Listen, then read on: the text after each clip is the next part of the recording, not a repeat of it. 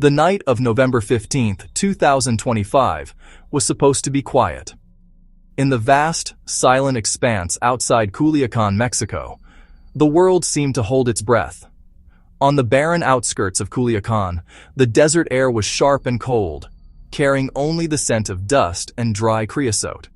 It was a landscape defined by emptiness, a place where secrets could easily be buried under the immense, star-filled sky.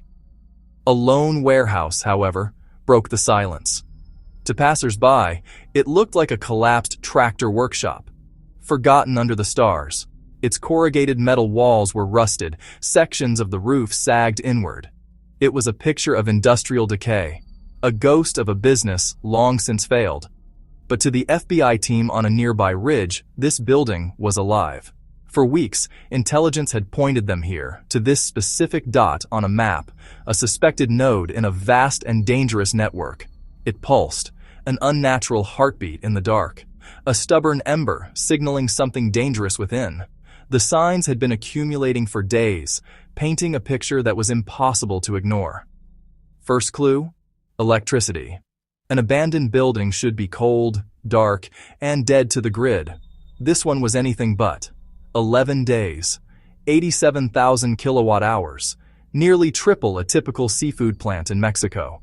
The consumption wasn't just high, it was erratic, spiking at odd hours, suggesting massive machinery being run in short, intense bursts. Second, movement. 18 unmarked trucks, after midnight. These weren't random deliveries. They were coordinated, arriving like clockwork between 2 and 4 a.m.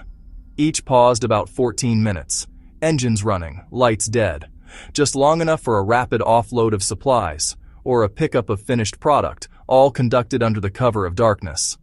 Third sign froze analysts. An impossible heat spike. Satellite thermal imaging, cross-referenced with drone-based sensors, revealed a signature that defied all logic for a derelict structure. Industrial reactor heat, pharmaceutical-grade meth levels. The kind of thermal output generated only by a sophisticated chemical synthesis process, running at a scale that was both terrifying and immensely profitable. The pieces fit. The factory was awake. By 2:20 a.m., analysts had the puzzle. Thermal data and industrial schematics mapped the hidden factory. 4 large reactors above ground, each capable of 120 pounds every 48 hours, plus a colossal underground reactor, nearly 600 pounds a week. Total output, staggering. 1,800 pounds per month, over 7.2 million doses. The human cost, catastrophic. GPS logs from a discarded phone shifted the scope. Outbound trucks ran repeated routes to the Mazatlan coast, a shuttered seafood warehouse, hot machinery at 118 degrees. Satellite AIS, 41 night departures in 3 weeks. Meth oil sealed in 50-liter drums, disguised as lubricant. The Pacific coast wasn't a border, it was a highway. As the full scope emerged, urgency swept the command. This was no mere smuggling ring. It was an industrial enterprise. Product flowed into a maritime corridor month after month. Over $210 million every 30 days. Surpassing 6 Midwestern states' anti-drug budgets. Another shipment was minutes from vanishing. Before sunrise, Operation Tidebreaker launched. 73 elite operators, 3 flags, 1 target. 20 FBI hostage rescue team specialists.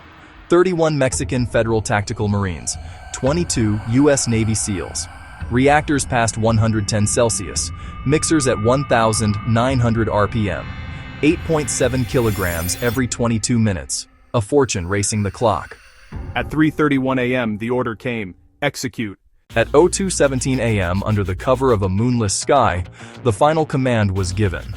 3 elite teams, operating in complete radio silence, held their positions, their movements a synchronized dance of lethal precision.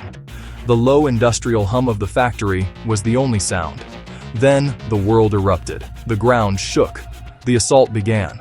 All elements, execute, execute, execute. It was a meticulously planned 3-pronged entry: west, east, and the rear loading bay.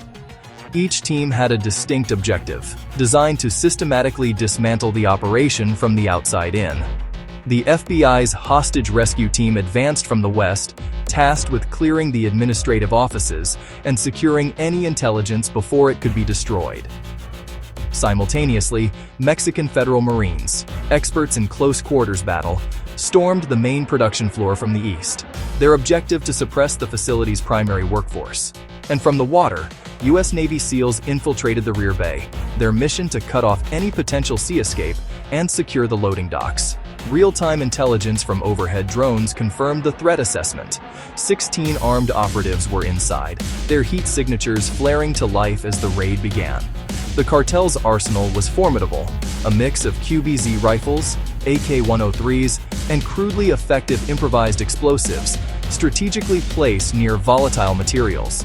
To gain access to the fortified core, a shaped charge ripped a 14mm steel panel clean from its housing. The explosion, however, had an unintended consequence.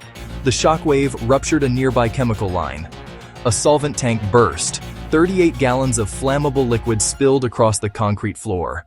A toxic haze instantly swallowed the rooms, choking the air and reducing visibility to near zero. Operators were forced to rely on thermal optics and instinct.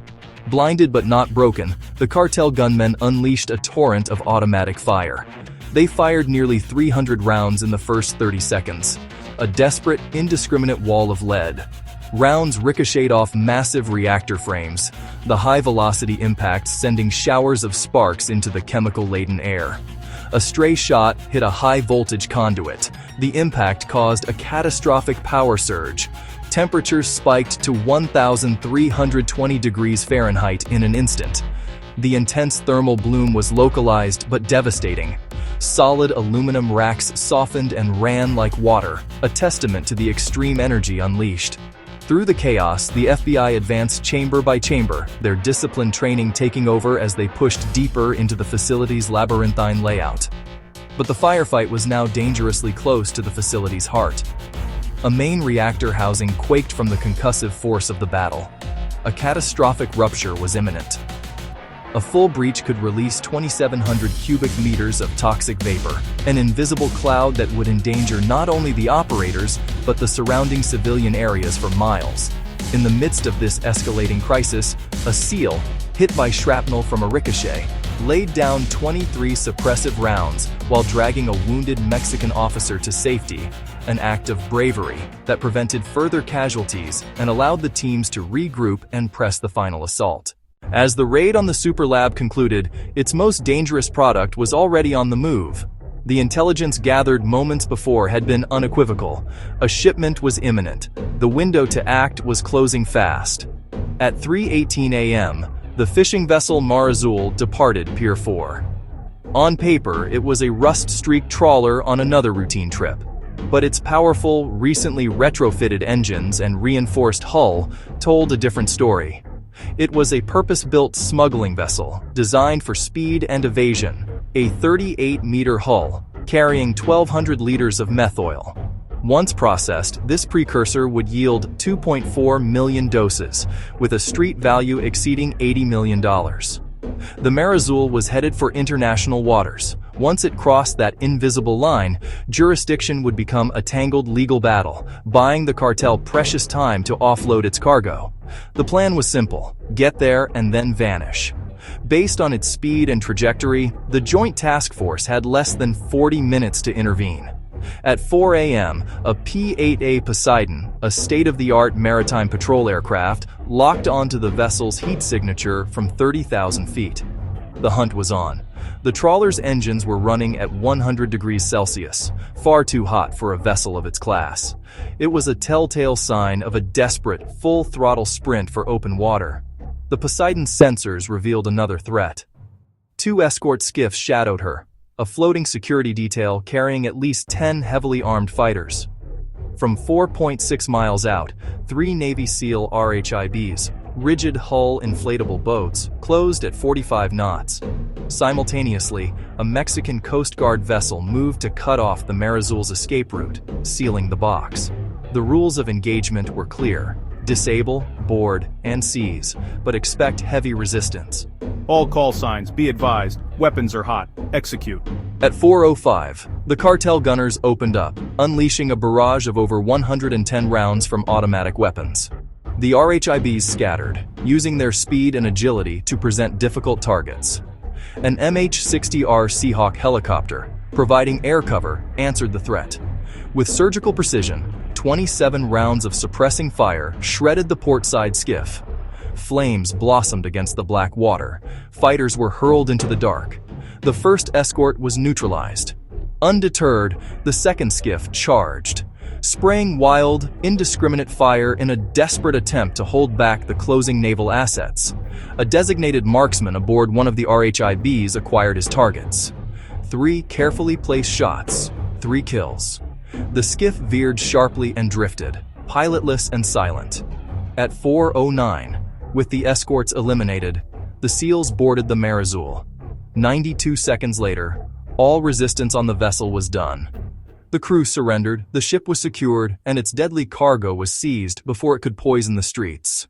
By dawn, Mer Azul was a silhouette, but the real shock came ashore. 2.8 terabytes decrypted turned a bust into a global conspiracy. 41 offshore accounts moved 146 million in 70 days. Money fueled precursors, fuel, drones, weapons, an industrial supply chain. 3 nocturnal sites could generate nearly 2.5 billion a year. Files showed 48 trafficked workers, some under 17, paid under $20 a week. 90-plus accounts frozen, 23 warrants issued. Yet the Hydra adapts. The industry exploits finance, logistics, and the open sea. Cooperation and technology can expose and dismantle it, if vigilance holds. Silence is never the last word. Justice must have the final say.